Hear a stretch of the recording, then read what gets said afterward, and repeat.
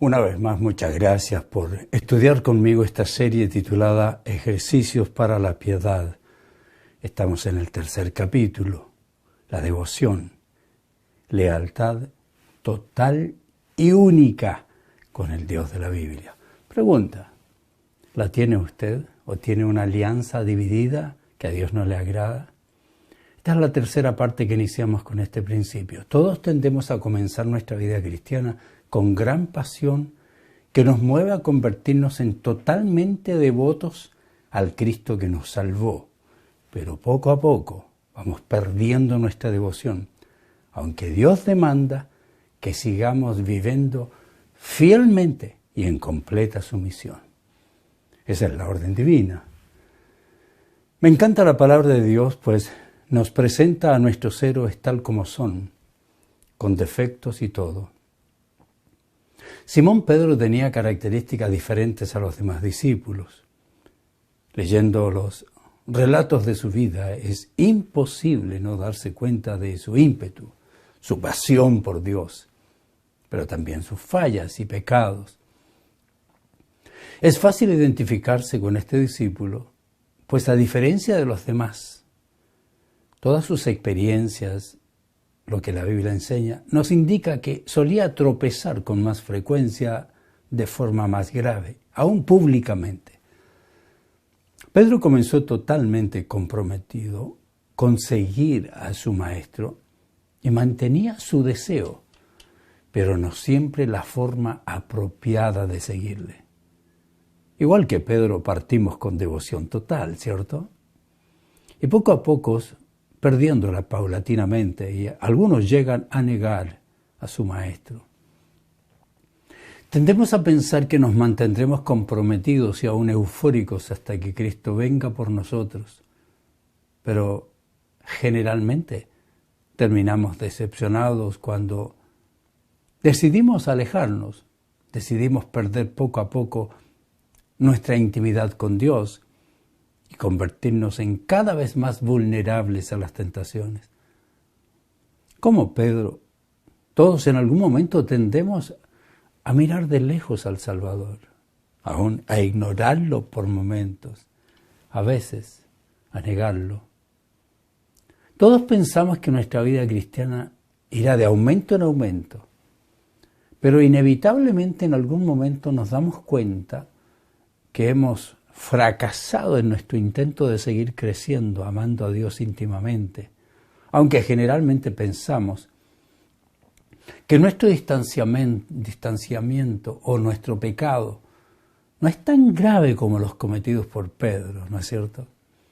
A veces tenemos razón, porque no hemos negado al Señor públicamente, pero con nuestras acciones lo hemos negado privadamente. Pedro tuvo que llegar al momento serio de comprender que todo lo que había vivido el Maestro no era obra de la casualidad, sino del plan perfecto de Dios. Comprendió la maravillosa obra redentora de Jesucristo, la maravilla de la salvación y la santificación que Dios nos provee por su gracia. Observe cómo comienza su primera carta. Él dice: yo, Pedro, apóstol de Jesucristo, escribió esta carta a los elegidos por Dios que viven como extranjeros en las provincias de Ponto, Galacia, Capadocia, Asia y Bitinia. Dios Padre los conocía, los eligió desde hace mucho tiempo y su Espíritu los ha hecho santos. Como resultado, ustedes lo obedecieron y fueron limpiados por la sangre de Cristo. Primera de Pedro 1, versículos 1 y 2. Pedro nos comunica que hemos sido elegidos. Tremenda verdad. Que no pertenecemos más a este mundo. Tremenda verdad. Que hemos sido hechos santos por su Espíritu que nos buscó para darnos gratuitamente la salvación. Maravillosa verdad. Pareciera que Pedro tuviera el interés de decirnos que, a pesar de que nosotros fallamos, como Él, somos santificados, como Él. Dios nos ha hecho santos y por eso demanda que no perdamos de vista quiénes somos por la gracia de Dios, que no olvidemos a quién servimos, quién nos salvó, quién nos redimió. Nos quiere comunicar que nosotros no pudimos salvarnos y tampoco nosotros podemos santificarnos, sino que es Dios quien lo hizo, quien lo sigue haciendo hasta que llegue el momento de nuestra transformación total. Podemos vivir la vida que Dios planificó y para su gloria cuando enfocamos en que Dios está obrando en nosotros, cuando comprendemos que nos está desarrollando para que lleguemos a ser semejantes a nuestro hermano mayor y entendemos a quién pertenecemos, ¿no es cierto? Quiénes somos por estar en el amado y para qué hemos sido creados y salvados. Eso es lo que Pedro espera. Hablemos de Jesucristo, Rey y Señor sumiso que demanda total sumisión. Jesucristo sumiso. Escuche, Jesucristo no solo demanda nuestra sumisión total a los planes y principios divinos. Él es el ejemplo por excelencia de vivir una vida de santidad y sumisión al Padre en total dependencia. En total dependencia. La vida de nuestro Rey y Señor fue un ejemplo de verdadera sumisión. El Hijo de Dios. Es maravilloso leer lo que relata Lucas en este versículo. Dice que descendió con ellos, volvió a Nazaret y les estaba sujeto a sus padres. Su madre guardaba todas estas cosas en su corazón. Lucas 2:51. Parece extraño, pero el Hijo de Dios sometió al hombre. Estuvo sujeto a sus padres humanos, dignificó la autoridad en la vida de la familia. Ahora, en nuestra época moderna, enseñados a despreciar las ideas de sumisión, de autoridad, de obediencia, el mismo Hijo de Dios destruye nuestros conceptos superficiales y el desprecio de la autoridad que existe en la modernidad. Dios mismo en carne humana determinó someterse a dos padres sencillos, María y José, ordinarios e inexpertos, en un pequeño pueblo llamado Nazaret. Jesucristo fue el más grande ejemplo de sumisión al Padre Celestial, Padre que tenía toda su sumisión, porque su sumisión a sus padres tenía límites, los padres terrenales. ¿Recuerda cuando María finalmente encuentra a su hijo de 12 años después de 3 días de buscarlo? Esto fue lo que ocurrió. Escucha la historia bíblica. Hijo, ¿por qué nos has hecho esto?, le dijo su madre.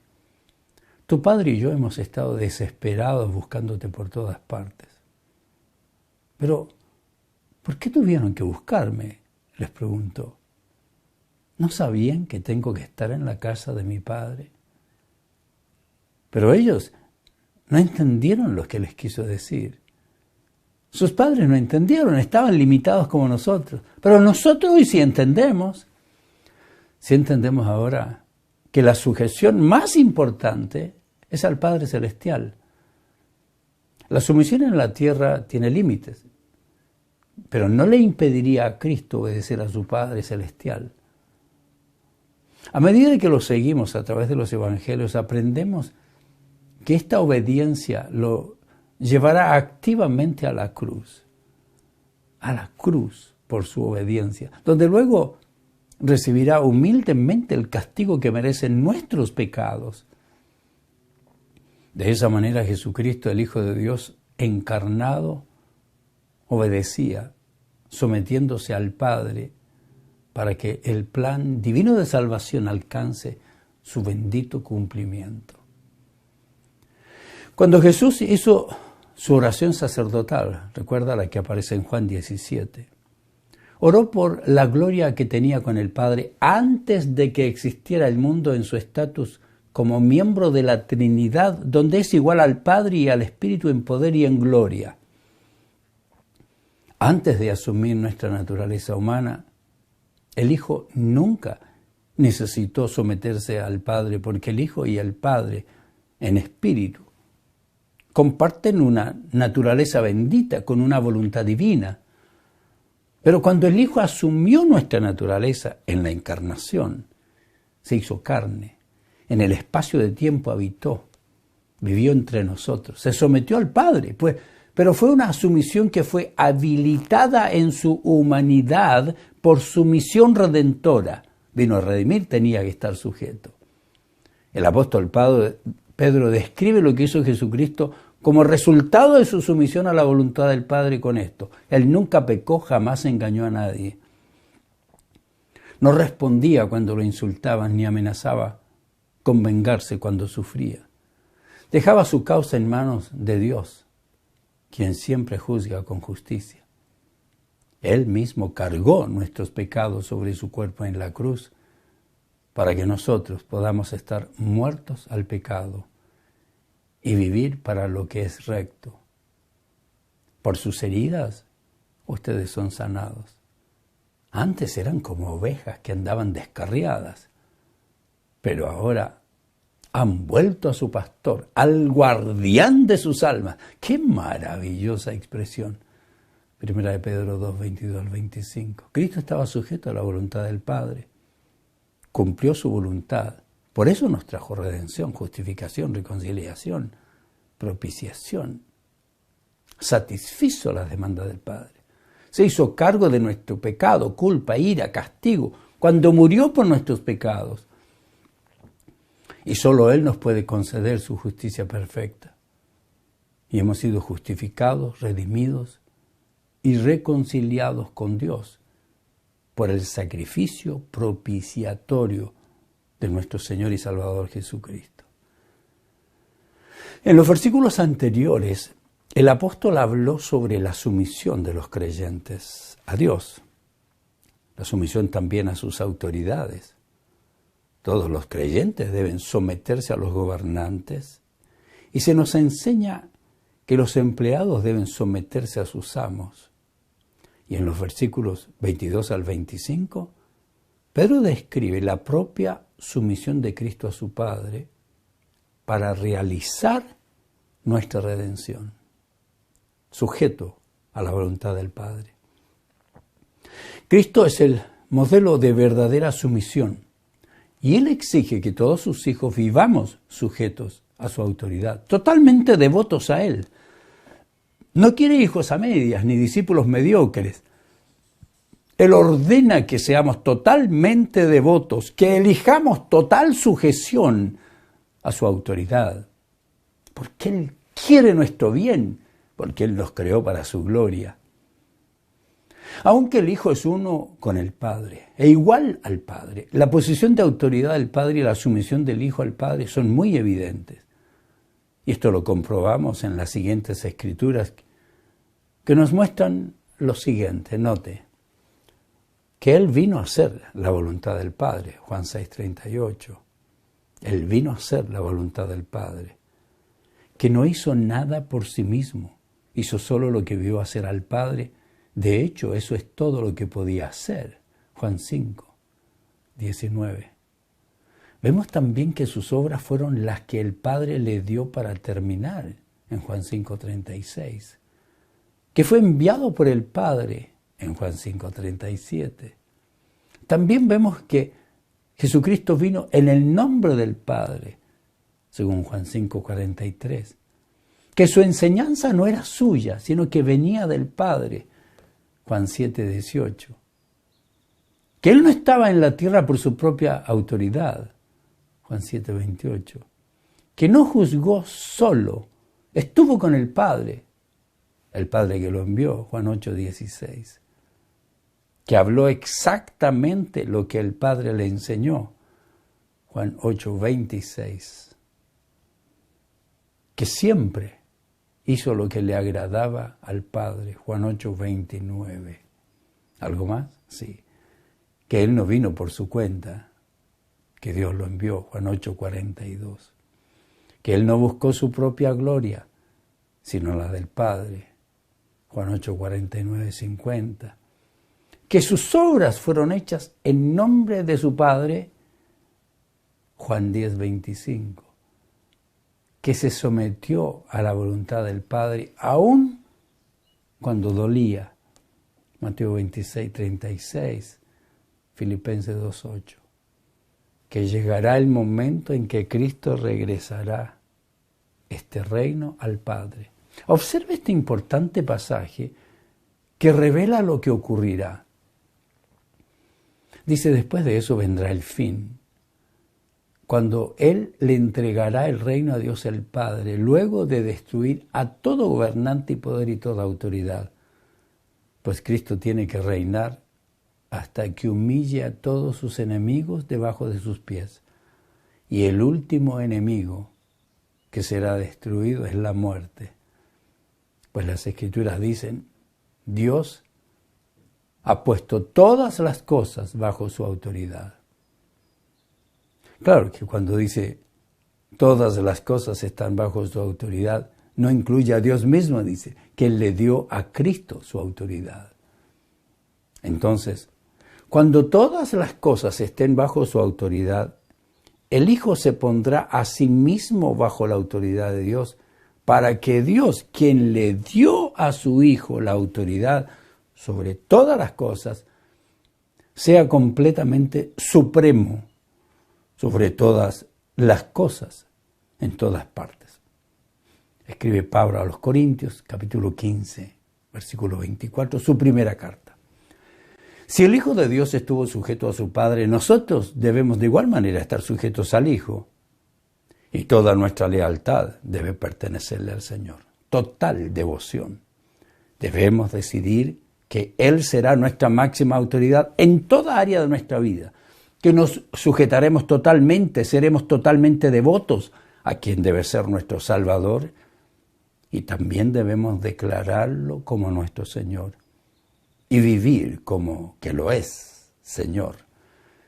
Un creyente que ha confesado que Jesucristo es el Señor, obedecerá gozosamente al Señor y a todas las autoridades a quienes Dios le ha delegado autoridad. Jesús mismo obedeció. También nosotros somos llamados a obedecer en todo, devotos en todo. Observe lo que dice Hebreos capítulo 5. Aunque era hijo de Dios, Jesús aprendió la obediencia por las cosas que sufrió. De ese modo Dios lo hizo apto para ser el sumo sacerdote perfecto, y Jesús llegó a ser la fuente de salvación eterna para todos los que le obedecen. Hebreos 5, 8 y 9. Qué maravillosas verdades, querido. Por eso es maravilloso estudiar la verdad. Cuando el Señor llamó a los hombres a ser sus discípulos, uno de los requisitos fundamentales fue que tengan un compromiso total con el Salvador y una vida de sumisión total a Él como Señor. Nada a medias. El Señor Jesús invirtió su vida para capacitar a los hombres para que se convirtieran en discípulos, pues su demanda era que estén completamente dedicados a Él. Su demanda, que vivieran la vida que Él vivía y que demandaba de todos sus seguidores. Cristo demandó que estén comprometidos totalmente a su comisión de llevar este maravilloso mensaje del Evangelio al mundo perdido y edificar a hombres y mujeres en el fundamento que es Cristo. No solo con su predicación, sino especialmente con sus actitudes y sus comportamientos. Eso es lo que Dios nos ordena. Hablemos ahora de la devoción personal, la alegría de convertirnos en un discípulo. Eso debe experimentar todo cristiano. ¿No debería existir mayor alegría que la que produce recibir la salvación sin precio, sin dinero? Haber sido elegidos por Dios antes de la fundación del mundo no es cosa insignificante, queridos. Que Dios se haya fijado en nosotros, que Él nos haya apartado para salvarnos y para santificarnos, para finalmente glorificarnos y permitir que tengamos la imagen de su Hijo, es maravilloso, ¿o no lo ha entendido? Esto debe producir la más grande alegría, debe producir un gran deseo de ser un discípulo de este Cristo que nos amó, del Dios encarnado, el único Salvador, el único Señor, el Rey del universo. Todo cristiano debería convertirse en un discípulo, pero no todos lo hacen. ¿Lo ha hecho usted? Todo cristiano debe convertirse en un aprendiz, alumno, adherente, seguidor total de Jesucristo. ¿Lo ha hecho usted? Todo cristiano debe estar totalmente comprometido para seguirlo y aprender de él. Debe tener una vida de devoción total a Cristo. Debe el cristiano seguirle con toda abnegación y obediencia. ¿Lo está haciendo usted? El discipulado verdadero es explicado por el Maestro con estas palabras que usted ya las conoce. Jesús le dijo a la gente que creyó en él: ¿Usted es un creyente? Esto es para usted. Ustedes son verdaderamente mis discípulos si se mantienen fieles a mis enseñanzas y conocerán la verdad, y la verdad los hará libres. Juan 8:31. Jesús no invitaba a seguir un sistema religioso, sino a dejar todo por seguir al Salvador y desechar toda otra lealtad para convertirle a Él en el único digno de ser seguido, pues sólo así podemos avanzar para tener la imagen de Cristo. No se puede de otra manera. Pablo escribe: así que todos nosotros, a quienes nos ha sido quitado el velo, podemos ver y reflejar la gloria del Señor. Ver y reflejar la gloria del Señor. El Señor, quien es el Espíritu, nos hace más y más parecido a Él, a medida que somos transformados a su gloriosa imagen, dice Pablo a los Corintios. ¿Experimenta eso usted? ¿Está contento, feliz, sirviendo a su Señor? Conclusión: Dios no nos llama a ser religiosos, sino discípulos. Nos ordena que entremos en este proceso de santificación práctica, mediante la cual el creyente, al seguir al Salvador y crecer en el Señor, al utilizar los medios de gracia, al desarrollar disciplinas espirituales y mediante la santificación divina, va siendo transformado para que finalmente llegue a tener la imagen madura que modela nuestro Señor y Salvador. Eso es lo que queremos. Por eso, en principios, le ayudamos. Usted puede ayudarnos también, si nos escribe, si nos apoya económicamente y si en todas nuestras publicaciones en las redes sociales le da me gusta. Si le gusta, dele me gusta. Nosotros le amamos y seguiremos sirviéndoles.